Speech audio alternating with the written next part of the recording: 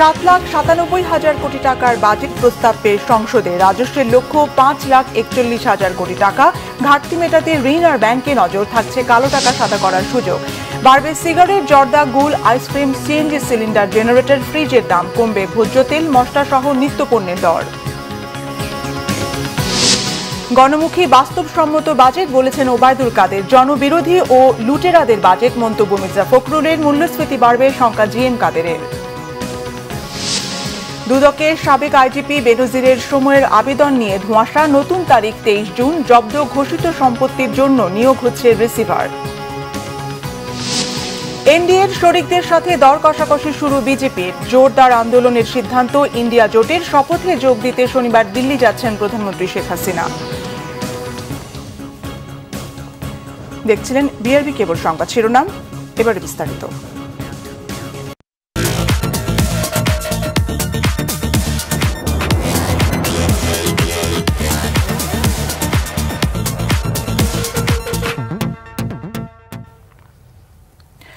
টানাপোড়েনের রাষ্ট্র সংসার, সে কারণে উচ্চাভিলাষী পরিকল্পনা বাদ দিয়ে এবার ছোট বাজেট দিল সরকার। বিদায়ী বাজেটের চেয়ে মাত্র 4.5% বাড়িয়ে নতুন অর্থ বছরের জন্য 7,97,000 কোটি টাকার বাজেট ঘোষণা করলেন অর্থমন্ত্রী আবুল হাসান মাহমুদ আলী। মূল্যস্ফীতি কমাতে নিত্যপণ্যের শুল্ক কমানোর প্রস্তাব করলেও মোবাইলে কথা বলার উপর বাড়তি করারোপের প্রস্তাব দেন তিনি। 15% কর দিয়ে জমি ও ফ্ল্যাট কেনায় প্রশ্ন ছাড়াই কালো টাকা সাদা করার সুযোগ বাজেটে ফেরত এনেছেন অর্থমন্ত্রী। রিপোর্ট জিয়াউল হক সবুজের। বাজেট উত্থাপনের জন্য বৃহস্পতিবার সকালেই সংসদে যান দেশের 13তম অর্থমন্ত্রী আবুল হাসান মাহমুদ আলী। বিকেলে ঘোষণা করেন টেকসই উন্নয়নের পরিক্রমায় স্মার্ট বাংলাদেশের স্বপ্নযাত্রা শিরোনামের নতুন বাজেট। 2024-25 অর্থবছরের প্রস্তাবিত বাজেট এই মহান সংসদে উপস্থাপনের অনুমতি প্রার্থনা করছি। ডিজিটাল পদ্ধতিতে নয়, পুরনো ধাঁচেই বাজেট বক্তৃতা পড়ে শোনান অর্থমন্ত্রী। সুষম বন্টনের মাধ্যমে এমন কল্যাণের দ্বার উন্মোচিত হবে যেখানে প্রতিটি মানুষের সুখী ও সম্মানজনক জীবনের ন্যূনতম নিশ্চয়তা থাকবে। আওয়ামী লীগ সরকারের টানা চতুর্থ মেয়াদে এই প্রথমবার বাজেট ঘোষণা করলেন আবুল হাসান মাহমুদ আলী। দেশের 53তম এই বাজেটের আকার 7,97,000 কোটি টাকার। এই বাজেট আগের তুলনায় 35,000 কোটি টাকা বেশি। আগের বছর বাজেট 13% বড় হলেও এবার বাড়ল মাত্র 4.62%। স্পিকার, প্রস্তাবিত বাজেট দেশের ইতিহাসে সবচেয়ে বড় বাজেট হলেও এবার নেই কোনো নতুন চমক। ডলার সংকটে চাপে থাকা অর্থনীতির গতি বাড়িয়ে 6.75% প্রবৃদ্ধি অর্জনের স্বপ্ন অর্থমন্ত্রীর। বছর জুড়ে 9% বেশি থাকা মূল্যস্ফীতি তিনি 6% ধরে রাখতে চান। আমাদের গৃহীত এসব নীতিকৌশলের ফলে আশা করছি আগামী অর্থবছরে মূল্যস্ফীতি 6.5% নেমে আসবে। প্রস্তাবিত বাজেটের 14.2% যাবে সুদ পরিশোধে। শতাংশের হিসাবে 10.4% যাবে পরিবহন ও যোগাযোগ খাতে, কৃষিতে বরাদ্দ 5.9% আর স্বাস্থ্য খাতে বরাদ্দ 5.2%। প্রবৃদ্ধির এই গতি ধরে রাখার লক্ষ্যে কৃষি ও শিল্প খাতের উৎপাদন উৎসাহিত করতে যৌক্তিক সকল সহায়তা অব্যাহত রাখা হবে। সংকট থাকায় এবার উন্নয়ন বাজেট ছোট রেখে 2,65,000 কোটি টাকা বরাদ্দের প্রস্তাব অর্থমন্ত্রীর। নতুন মেগা প্রকল্পের পরিকল্পনা না থাকার পরও এবার পরিবহন ও যোগাযোগে বরাদ্দ দিয়েছেন 25% অর্থ। বাকি অর্থের মধ্যে 14.4% স্থানীয় সরকার এবং শিক্ষা ও প্রযুক্তিতে 18% বরাদ্দ দিয়েছেন অর্থমন্ত্রী। বাজেটে মোট ঘাটতির মধ্যে আইএমএফ এর পরামর্শে এবার ছোট বাজেট দিলেও রাজস্বে বাড়তি মনোযোগ অর্থমন্ত্রীর। 5,45,000 কোটি টাকার রাজস্বের জন্য এনবিআরকেই তিনি 4,80,000 কোটি টাকার টার্গেট দিয়েছেন। জাতীয় রাজস্ব বোর্ডের মাধ্যমে 4,80,000 কোটি টাকা এবং অন্যান্য উৎস হতে 61,000 কোটি টাকা সংগ্রহ করার প্রস্তাব করছি। অর্থমন্ত্রী যে আয়ের পরিকল্পনা দিয়েছেন তারপরও বাজেট ঘাটতি থাকবে 2,51,000 কোটি টাকা। ঘাটতি মেটাতে বৈদেশিক উৎস থেকে 90,000 কোটি টাকা ঋণ করতে চায় সরকার। বাকি অর্থের জন্য ব্যাংকিং ব্যবস্থা থেকে 1,37,000 কোটি এবং সঞ্চয়পত্র বিক্রি করে 15,400 কোটি টাকা ধার করতে চায় সরকার। মূল্যস্ফীতি নিয়ন্ত্রণের পাশাপাশি দারিদ্র্য বিমোচন, কর্মসৃজন, সামাজিক নিরাপত্তা কর্মসূচি দেশের অর্থনীতি ঠিক করতে বেশ কিছু পরিবর্তনের ঘোষণাও দিয়েছেন অর্থমন্ত্রী। দাম নিয়ন্ত্রণে চাল, ডাল, তেল সহ 30টি পণ্যে শুল্ক কমানোর প্রস্তাব তার। প্রবীণ ও বয়স্ক ভাতাভোগীর সংখ্যা 2 লাখ বাড়ানোর প্রস্তাব দিয়েছেন তিনি। তবে চাপে থাকা মধ্যবিত্তের জন্য তেমন কোনো সুখবর নেই নতুন বাজেটে। বাড়েনি করমুক্ত আয়সীমাও। উল্টো রাজস্ব বাড়াতে এবার বাড়ানো হয়েছে মোবাইলে কথা বলার খরচ। মাননীয় স্পিকার, পুঁজিবাজারের বিনিয়োগকারীদের জন্য তেমন কোনো সুখবর নেই বাজেটে। উল্টো তালিকাভুক্ত নয় এমন কোম্পানির কর্পোরেট কর হার শর্ত সাপেক্ষে 2.5% কমানোর প্রস্তাব অর্থমন্ত্রীর। বছরে 16 লাখ টাকার বেশি আয় করা ব্যক্তির ওপর বাড়তি 5% কর বসানোর প্রস্তাব দিয়েছেন তিনি। ঘোষণা দিয়েছেন নির্দিষ্ট হারে কর দিয়ে জমি ও ফ্ল্যাট কেনায় কালো টাকা সাদা করার সুযোগ। একদিকে উচ্চ মূল্যস্ফীতি নিয়ন্ত্রণের মধ্য দিয়ে জনগণকে স্বস্তি দেওয়ার প্রতিশ্রুতি, অন্যদিকে আন্তর্জাতিক মুদ্রা তহবিল IMF-এর পরামর্শে ঘুরে ফিরে করের বোঝা বাড়ল জনগণের উপরই। আর তাই এই দ্বিচারিতার মধ্যে কিভাবে বহুমুখী সংস্কার করে অর্থনৈতিক স্থিতিশীলতা বজায় রেখে প্রবৃদ্ধির চাকা বেগবান করা যায়, সেটাই বাজেটের বড় চ্যালেঞ্জ। জিয়াউল হক সবুজ, বাংলা ভিশন, ঢাকা। রিজার্ভ বাড়ানো ও উচ্চ মূল্যস্ফীতি নিয়ন্ত্রণে রাখার সরকারের বড় চ্যালেঞ্জের মধ্যে আসছে অর্থবছরের রাজস্ব পরিকল্পনা নিয়েছেন অর্থমন্ত্রী আবুল হাসান মাহমুদ আলী। যাতে চলতি অর্থবছরে সংশোধিত বাজেটের চেয়ে রাজস্ব বাড়ানোর লক্ষ্য ধরা হয়েছে 63,000 কোটি টাকা। এদিকে ব্যবসায়ীদের আপত্তি থাকলেও বাজেটে ঘাটতি মেটাতে এবারও ব্যাংকিং খাত থেকে বড় অঙ্কের অর্থ নেবার পরিকল্পনা নেওয়া হয়েছে। গোলাম মনির আহসানের রিপোর্ট। সারা বিশ্বে মূল্যস্ফীতির গ্রাফ এখন নিম্নমুখী। এমনকি একসময় দেউলা দেশ শ্রীলঙ্কায়ও খাদ্য মূল্যস্ফীতি 3% মধ্যে। আর বাংলাদেশের সরকারি হিসেবেই এখন খাদ্য মূল্যস্ফীতি 11% ছুঁই, যা কষ্টের কারণ সীমিত আর মানুষের। তাই নিত্য পণ্যের দাম নিয়ন্ত্রণে রাখার বড় চ্যালেঞ্জের মধ্যে রাজস্ব বাড়ানোর পরিকল্পনা নিয়েছেন অর্থমন্ত্রী।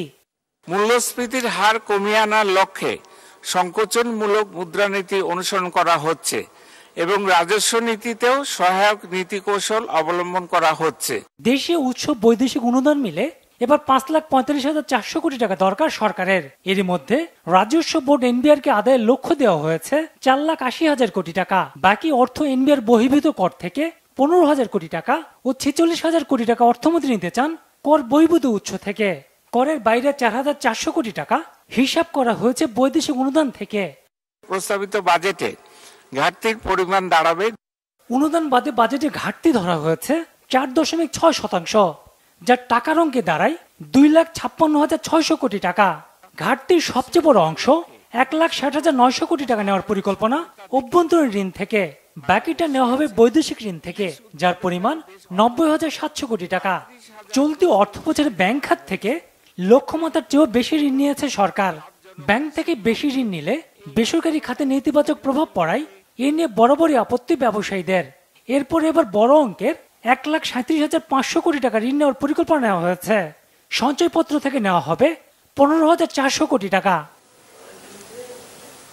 শতাংশের হিসেবে সবচেয়ে বেশি অর্থ পাওয়ার লক্ষ্য মূল্য সংযোজন করবার ভ্যাট থেকে, যা মোট 38.1%। আর আয়কর থেকে আগের চেয়ে 3.9% বেশি অর্থ নেওয়ার পরিকল্পনা সরকারের, যা 36.6%। সম্পর্ক শুল্ক আমদানি শুল্ক থেকে যথাক্রমে 13.4% ও 10.3% নেওয়ার পরিকল্পনা রয়েছে। ভ্যাট থেকে পাওয়া অর্থের লক্ষ্য ধরা হয়েছে 1,82,783 কোটি টাকা। আয়কর থেকে 1,75,620 কোটি টাকা। এরপর সর্বোচ্চ অর্থ আদায়ের খাতগুলো সম্পর্ক শুল্ক থেকে 64,278 কোটি টাকা ও আমদানি থেকে 49,464 কোটি টাকা। ব্যাংক অ্যাকাউন্টের অর্থের উপর আবগারি শুল্ক থেকে নেওয়ার পরিকল্পনা 5,805 কোটি টাকা। ব্যক্তির করমুক্ত আয়ের সীমা 3.5 লাখ টাকা থেকে বাড়ানো হয়নি। তবে বিত্তবানদের কাছ থেকে আয়কর আদায় বাড়াতে যারা 20 লাখ টাকার বেশি আয় করেন তাদের ক্ষেত্রে সর্বোচ্চ কর হার 25% থেকে বাড়িয়ে 30% করার প্রস্তাব দিয়েছেন অর্থমন্ত্রী। কর রাজস্বের পরিমাণ GDP-র 10% উন্নীত করার লক্ষ্যে গোলাম মনির আহসান, বাংলা ভিশন, ঢাকা। প্রস্তাবিত বাজেটে আরেক দফা দাম বাড়ছে আমদানি করা ও বিলাসবহুল পণ্যের। খরচ বাড়বে সিগারেট, মোবাইল ফোন, সিম কার্ড, গাড়ি, কোমল পানীয় ও এনার্জি ড্রিঙ্কসের আর মোবাইলে কথা বলায়। স্মার্টফোন, ল্যাপটপ, পানি বিশুদ্ধ করার যন্ত্রের পাশাপাশি বাড়ছে আমদানি করা প্যাকেটজাত খাদ্যপণ্য, প্রসাধনীর দাম। নিত্য প্রয়োজনীয় বাজারে স্থিতিশীল রাখতে এবং উচ্চ মূল্যস্ফীতির লাগাম টানতে অন্তত 27টি পণ্যে উৎসে কর 2% থেকে কমিয়ে করা হচ্ছে 1%, যার ফলে কমতে পারে পেঁয়াজ, আদা, রসুন, ভোজ্য তেল সহ মশলা জাতীয় পণ্যের দাম। 2023-2024 অর্থ বছরের সম্পূরক বাজেট এবং 2024-2025 অর্থ বছরের বাজেট উপস্থাপন করবেন। জীবনযাত্রার ব্যয় যখন ঊর্ধ্বমুখী তখন বাজেট ঘোষণায় নিত্যপণ্যের দাম নিয়ে শঙ্কায় সাধারণ মানুষ। এক বছরের সম্ভাব্য আয় ব্যয়ের এই খতিয়ানে বেশিরভাগেরই নজর থাকে বাজেটে কোন পণ্যের দাম বাড়ছে বা কমছে তার দিকে। আমাদের সরকারের বিগত মেয়াদ সমূহে প্রতিবারের মতো এবারের বাজেটেও সিগারেট উৎপাদন পর্যায়ে সম্পূরক শুল্ক ও মূল্য স্তর বাড়ানো হচ্ছে, তাই সব ধরনের সিগারেটের দাম বাড়বে। মোবাইল অপারেটরদের সিম কার্ড বিক্রির উপর কর 200 টাকা থেকে বাড়িয়ে 300 টাকা হতে পারে, ফলে বাড়তি দামে সিম কার্ড কেনা লাগতে পারে ক্রেতাদের। মোবাইলে কথা বলতেও আরও বাড়তি অর্থ গুনতে হবে ভোক্তাকে। প্রস্তাবিত বাজেটে মোবাইল সেবার 5% সম্পূরক শুল্ক বাড়ানো হলে ভোক্তা কথা বলতে পারবেন 100 টাকার মধ্যে 69 টাকা 35 পয়সার। বর্তমানে সংসদ সদস্যরা শুল্কমুক্ত সুবিধায় গাড়ি আমদানি করতে পারেন। বৈষম্য হ্রাসে এই সুবিধা বাতিল করে প্রস্তাবিত বাজেটে গাড়ি আমদানি করতে হলে সংসদ সদস্যদের 25% শুল্ক ও 15% ভ্যাট আরোপের প্রস্তাব করা হয়েছে। কোমল পানীয়, কার্বোনেটেড বেভারেজ, এনার্জি ড্রিঙ্কস বেশি দামে কিনতে হবে এসব পণ্য। কাজু বাদাম আমদানিতে শুল্ক 5% থেকে বাড়িয়ে 10% করা হচ্ছে, এতে বাড়তে পারে কাজু বাদামের দাম। বাজেটে এসিকে বিলাসবহুল পণ্য বিবেচনা করে দেশে এসি উৎপাদনে ব্যবহৃত কম্প্রেসার ও সব ধরনের উপকরণের শুল্ক বাড়ানো হচ্ছে, তাই বাড়তে পারে এসির দাম। আগামী 30 জুন পর্যন্ত ফ্রিজ উৎপাদনে ভ্যাট অব্যাহতি রয়েছে, ফলে নতুন অর্থবছরে 5% ভ্যাটের হার বৃদ্ধি করে 10% করা হতে পারে। গৃহস্থালিতে ব্যবহৃত পানির ফিল্টারের দাম বাড়তে পারে। নিকট ভবিষ্যতে বাড়তে পারে এলইডি বাল্বের দাম। জেনারেটর সংযোজন ও উৎপাদনে ব্যবহৃত উপকরণ ও যন্ত্রাংশ আমদানিতে 1% শুল্ক আরোপ করা হচ্ছে। নিরাপত্তা সেবায় 10% মূল্য সংযোজন কর বাড়িয়ে দিতে হবে 15%। গাড়ি সিএনজি এলপিজিতে কনভার্সনে ব্যবহৃত কিট, সিলিন্ডার ও অন্যান্য যন্ত্রপাতি এবং যন্ত্রাংশ আমদানিতে খরচ বাড়তে পারে। বাজেটে জেলা, উপজেলা এমনকি ইউনিয়ন পর্যায়ের হাট বাজারের ইজারা মূল্য কিছুটা বাড়বে, সেই সঙ্গে বাড়বে জমির নামজারি মাশুলও। আগামী বাজেটে 200টিরও বেশি মেডিকেল যন্ত্র ও সরঞ্জাম আমদানির ক্ষেত্রে তা বাড়িয়ে 10% করা হতে পারে, যা গুরুতর অসুস্থ রোগীদের চিকিৎসা ব্যয়কে আরও বাড়িয়ে তুলতে পারে। নিত্য প্রয়োজনীয় বাজার স্থিতিশীল রাখতে এবং উচ্চ মূল্যস্ফীতির লাগাম টানতে অন্তত 27টি পণ্যে উৎসে কর 2% থেকে কমিয়ে 1% করা হচ্ছে। তার মধ্যে পেঁয়াজ, আদা, রসুন ও ভোজ্য তেল দাম কমবে, আটা ময়দার কমবে, এলাচ, দারচিনি, লবঙ্গ, গোলমরিচ ও তেজপাতা সহ বেশিরভাগ মশলার দাম। মটর, ছোলা, মসুর ডালের দাম কমবে। তুলা, সুতা এবং সব ধরনের ফলসহ 30টি পণ্যে কর ছাড় দেওয়া হচ্ছে, ফলে দাম কমবে এসব পণ্যের। একই সাথে শিশু খাদ্যেও কমছে করভার। 25% সম্পূরক শুল্ক কমানো হচ্ছে চকোলেটে। কৃষিজাত পণ্য, বিশেষ করে পোলট্রি, গবাদি পশু ও মাছের দেশীয় উৎপাদন বাড়াতে ভর্তুকি প্রণোদনা এবং আমদানিকৃত পণ্যে শুল্ক ও ভ্যাট ছাড় দেওয়া হবে। পোলট্রি ও ফিশারি খাতেও কর ছাড় কমানোর প্রস্তাব এসেছে বাজেটে। 2024-25 বাজেটে ল্যাপটপ, কম্পিউটারে শুল্ক প্রত্যাহারের সুপারিশ করা হয়েছে। কমতে পারে উড়োজাহাজ রক্ষণাবেক্ষণের খরচ, কমবে দেশে তৈরি মোটরসাইকেলের দাম।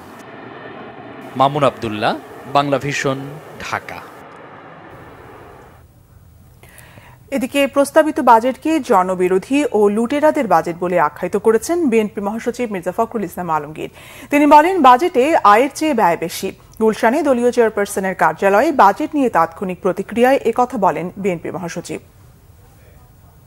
নতুন করে লুট করার পরিকল্পনা করা হয়েছে, অর্থাৎ এই যে আপনাদের সেই তথাকথিত বাজেট যেটা দেওয়া হয়েছে আর কি, এই বাজেটে আপনার আয়ের চেয়ে ব্যয় অনেক বেশি এবং আপনার যে সমস্ত জায়গাগুলোতে আপনার আয়ের অংশ দেখানো হচ্ছে তাতে করে সাধারণ মানুষের উপরে সমস্ত বোঝাটা গিয়ে পড়ে যাচ্ছে। বিদেশ থেকে অনুদান অথবা ঋণ, আর সেই সঙ্গে আবার আপনার ব্যাংকগুলো থেকে আপনার ঋণ নেওয়া, সবটাই গিয়ে পড়ছে মানুষের উপরে। কয়েকদিন আগেই বাড়লো আপনার পেট্রোল, ডিজেল, এসব জিনিসের দাম বেড়ে গেল, বিদ্যুৎ এখন আবার আপনার বাড়বে বাজেটের সঙ্গে সঙ্গে। এদিকে বাজেট যৌক্তিক, বাস্তবসম্মত ও বাস্তবায়নযোগ্য, তবে ব্যক্তি কর সীমা 4.5 লাখ টাকা করার প্রস্তাব দিয়েছে ব্যবসায়ীদের শীর্ষ সংগঠন এফবিসিসিআই। অন্যদিকে ডিসিসিআই বলছে এই মুহূর্তে সবচেয়ে বড় চ্যালেঞ্জ বাজেটের ঘাটতি মেটাতে দেশীয় ব্যাংক থেকে ঋণ নেওয়া। সরকারি ঋণের চাহিদা পূরণ করলে বেসরকারি ঋণের উপর নেতিবাচক প্রভাব পড়বে বলে মনে করছে ডিসিসিআই। বাজেট নিয়ে প্রাথমিক প্রতিক্রিয়ায় ব্যবসায়ী নেতারা এসব কথা বলেন। এই বাজেটটা অবশ্যই সরকার এটা যৌক্তিক এবং বাস্তবসম্মত, এটা আমার মনে হয় যেটা বাস্তবায়নযোগ্য। যদি আমরা সবাই মিলে, সরকারি বেসরকারি সবাই মিলে চেষ্টা করি, এটা কিন্তু অবশ্যই আমি আশা করি যে এটা বাস্তবায়নযোগ্য। ব্যক্তি কর সীমা যেটা ছিল 3,50,000 টাকা, সেটা এবারও 3,50,000 টাকা। সেখানে আমাদের প্রস্তাব ছিল 4,50,000 টাকা। আমরা অনুরোধ করব আপনাদের মাধ্যমে এটা যেন 4,50,000 টাকা করা হয়। বর্তমান সংকটে গণমুখী বাস্তবসম্মত বাজেট দেওয়া হয়েছে বলে জানিয়েছেন আওয়ামী লীগ সাধারণ সম্পাদক এবং সড়ক পরিবহন ও সেতু মন্ত্রী ওবায়দুল কাদের। তিনি বলেন, সরকার কারো প্রেসক্রিপশনে এই বাজেট দেয়নি। সংসদে বাজেট উপস্থাপন পরবর্তী প্রতিক্রিয়ায় ওবায়দুল কাদের একথা বলেন। তার সরকার দলীয় নেতারা বলছেন, দলের নির্বাচনী ইশতেহারে দেয়া অঙ্গীকার ও অগ্রাধিকার খাতকে প্রাধান্য দিয়েই এই বাজেট। দ্রব্যমূল্য নিয়ন্ত্রণ, কর্মসংস্থান, সোশ্যাল সেফটি নেটওয়ার্ক, এই বিষয়গুলোকে গুরুত্ব সেদিক থেকে বাজেট বলবো বাস্তবসম্মত, সাহসী, গণমুখী। আমরা আমাদের বাজেট এই সরকারই করেছে, এখানে কোনো প্রেসক্রিপশনে চলার লোক শেখ হাসিনার সরকার। দেখতে হবে দ্যাট এটা আমাদের টোটাল বাজেটের ব্যবসায়ীদের উপরে কী রকম ইম্প্যাক্ট করবে। বাট ওভারঅল জেনারেলি আমি মনে করি বাজেটটা ভালো হয়েছে, যেহেতু এবার আমরা কিন্তু যা কিছু করেছি মূল্যস্ফীতিটা, ইনফ্লেশনটাকে কন্ট্রোল করার জন্য, নিয়ন্ত্রণে আনার জন্য করা হয়েছে। তো আমি এখানে কতগুলো স্টেপ রাখা হয়েছে, নিত্য প্রয়োজনীয় জিনিস যাতে দাম মানুষের ক্রয় ক্ষমতা আসে সেজন্য কতগুলো স্টেপ নেওয়া হয়েছে। আর আন্তরিকতা থাকলে সবই আছে। বড় চ্যালেঞ্জ, এখনো চ্যালেঞ্জ, এবং আমি মনে করি চ্যালেঞ্জ আরও বাড়বে, কারণ যারা বাস্তবায়নকারী ব্যক্তি, আমলাতন্ত্রের অংশ, তাদের মধ্যে আমি কোনো সরকারের যে উচ্চ অভিলাষ বা উচ্চ পরিকল্পনা, তার সঙ্গে তাদের কাজের কোনো উপরি যে হওয়ার দরকার সেটা দেখিনি। দুদকের কাছে সময় চেয়ে সাবেক আইজিপি বেনজির আহমেদ সত্যি কি আবেদন করেছেন কিনা তা নিয়ে সৃষ্টি হয়েছে ধোঁয়াশা। তবুও স্বপ্রণোদিত হয়ে আগামী 23 জুন বেনজিরকে জিজ্ঞাসাবাদের নতুনভাবে সময় দিয়েছে সংস্থাটি। এদিকে জব্দ হওয়া বেনজির আহমেদের সম্পদ বিক্রি ঠেকাতে রিসিভার নিয়োগ দিয়েছে আদালত। বিস্তারিত ফরুক বাবুর রিপোর্টে। খাকি পোশাকের ভয় দেখিয়ে সম্পদের পাহাড় গড়া পুলিশের সাবেক আইজিপি বেনজির আহমেদকে জিজ্ঞাসাবাদের জন্য তলব করে দুদক। বৃহস্পতিবার দুদক কার্যালয়ে হাজির হওয়ার কথা থাকলেও আসেননি তিনি। আইনজীবীর মাধ্যমে তিনি দুদকে সময় চেয়েছেন, এমনটা বলা হলেও এ বিষয়ে স্পষ্ট কিছু জানাতে পারেনি দুদক। উনি কি আবেদন করেছিলেন কোনো লয়ার পাঠিয়ে বা কোনো কিছু আছে কি? আপনারা জানেন, অনুসন্ধান টিম যখন কার্যক্রম করে ন্যায় বিচারের সাথে অন্যান্য 10টি কেস, অন্যান্য সব কেসের মতো এই কেসটিও ব্যক্তিগত শুনানির জন্য দিন ধার্য করা ছিল, এবং অনেক সময় যখন কোনো ব্যক্তি উপস্থিত না হন, এটি কিন্তু পরবর্তী একটি তারিখ নির্ধারণ করে দেওয়া হয়। সব কেসের মতো এই কেসও তাই করা হয়েছে। আইও সাহেব করেছেন এটা। বেনজির আহমেদের স্ত্রী ও 3 মেয়ে সময় চেয়েছেন কিনা এ বিষয়েও কিছু জানায়নি সংস্থাটি। 9 তারিখ আসুক, এখনো তো বাকি আছে 2 দিন, দেখা যাবে। এদিকে বেনজির আহমেদের জব্দ হওয়া সম্পদ বিক্রি ঠেকাতে তা দেখভালে রিসিভার নিয়োগ দিয়েছে আদালত। ওনার গুলশানের 4টা ফ্ল্যাট ব্যতীত বাকি সমস্ত সম্পত্তির উপরেই, স্থাবর সম্পত্তির উপরে রিসিভার নিয়োগ হয়েছে। অনুসন্ধানের আগে টাকা তুলে বিদেশে নিয়ে গেলে মানি লন্ডারিং আইনে মামলা হতে পারে বলেও জানান দুদক আইনজীবী। ফররুক বাবু, বাংলা ভিশন, ঢাকা। বিরোধী দলীয় নেতা জিএম কাদের বলেছেন, এই বাজেটে মূল্যস্ফীতি কমবে না, বরং আরও বাড়বে। বাংলাদেশের ওয়ার্কার্স পার্টির সভাপতি রাশেদ খান মেনন বলেছেন, এই বাজেট IMF এর শর্ত পূরণের বাজেট।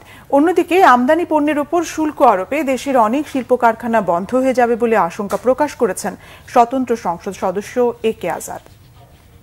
জনবান্ধব মোটেই হয়নি এবং জনগণের উপর চাপ তো আসছেই। আমি বলছি ট্যাক্স যেখানেই যত রেয়াত দেখ সর্বস্বভাবে আয় তারা বেশি করবার জন্য টার্গেট নিয়েছেন এবং বেশিরভাগটা আয় করবেন না পরোক্ষ করের মাধ্যমে, যার ফলে সাধারণ জনগণের উপরে করের বোঝা বাড়বে।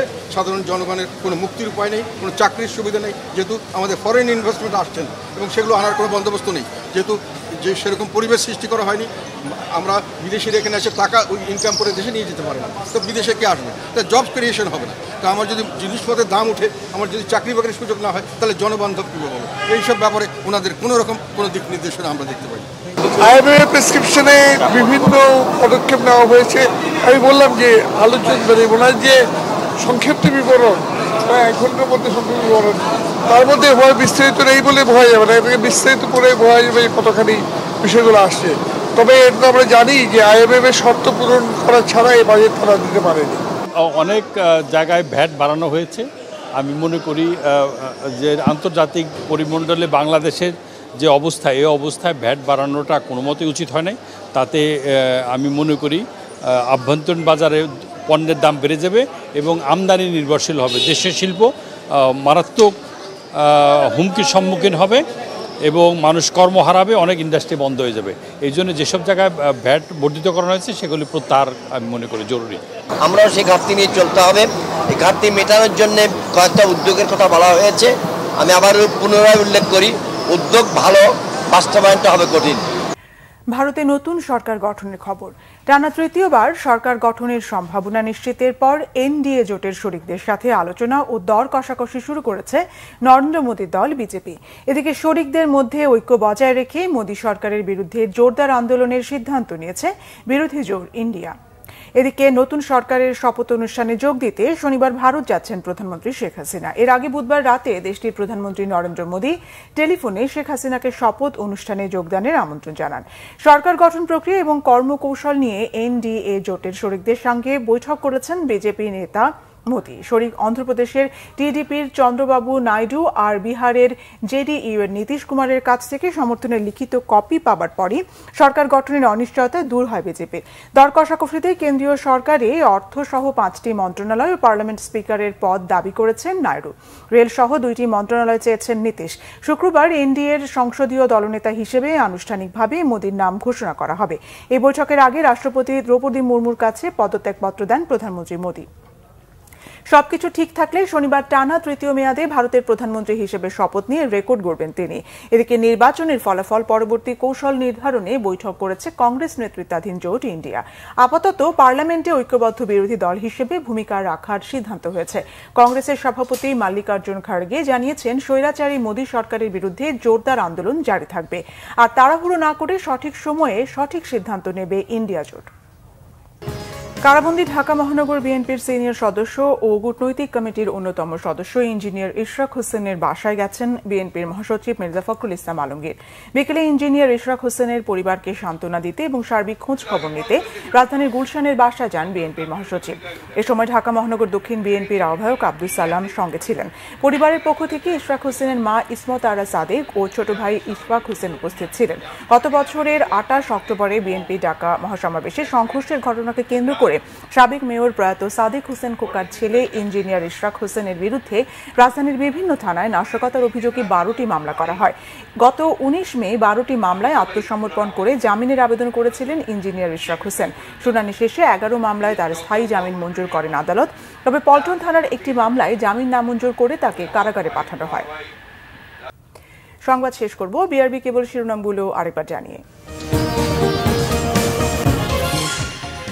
7,97,000 কোটি টাকার বাজেট প্রস্তাব পেশ সংসদে। রাজস্বের লক্ষ্য 5,41,000 কোটি টাকা। ঘাটতি মেটাতে ঋণ আর ব্যাংকে নজর থাকছে কালো টাকা সাদা করার সুযোগ। বাড়বে সিগারেট, জর্দা, গুল, আইসক্রিম, সিএনজি সিলিন্ডার, জেনারেটর, ফ্রিজের দাম, কমবে ভোজ্য তেল, মশলা সহ নিত্যপণ্যের দর। গণমুখী বাস্তবসম্মত বাজেট বলেছেন ওবায়দুল কাদের। জনবিরোধী ও লুটেরাদের বাজেট মন্তব্য মির্জা ফখরুলের। মূল্যস্ফীতি বাড়বে শঙ্কা জিএম কাদেরের। দুদকের সাবেক আইজিপি বেনজিরের সময়ের আবেদন নিয়ে ধোঁয়াশা। নতুন তারিখ 23 জুন। জব্দ ঘোষিত সম্পত্তির জন্য নিয়োগ হচ্ছে রিসিভার। এনডিএ শরিকদের সাথে দর কষাকষি শুরু বিজেপির। জোরদার আন্দোলনের সিদ্ধান্ত। ইন্ডিয়া জোটের শপথে যোগ দিতে শনিবার দিল্লি যাচ্ছেন প্রধানমন্ত্রী শেখ হাসিনা। এ ছিল এখনকার মতো। পরের সংবাদ রাত 10:30টায়। এর আগে 9টায় রয়েছে নিউজ 20 দেখার আমন্ত্রণ রইল। এছাড়া বাংলা ভিশন সংবাদ ও সংবাদ সংশ্লিষ্ট অনুষ্ঠান দেখতে ভিজিট করুন www.bvnews24.com ও facebook.com/banglavishnnews এবং সাবস্ক্রাইব করুন youtube.com/banglavishnnews। ধন্যবাদ।